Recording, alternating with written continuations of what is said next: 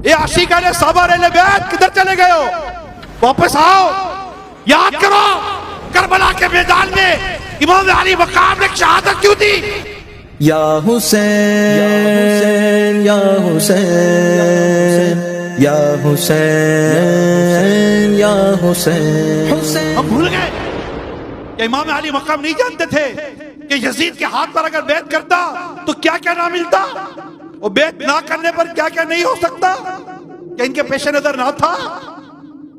यकीनन था, मगर नाना के दीन को बचाया, नाना की उम्मत पर एहसान किया, अपनी जान कुर्बान कर दी, अपनी औलाद की जान कुर्बान कर दी। मगर आशिकाने साहबा अहले बैत करबला की यादें मनाने वालों, जरा अपने गिरबान में झांक कर तो देखो कि वो तालीमात कहां हैं, वो इस्लाम के उसूलों पर अमल करना कहां है।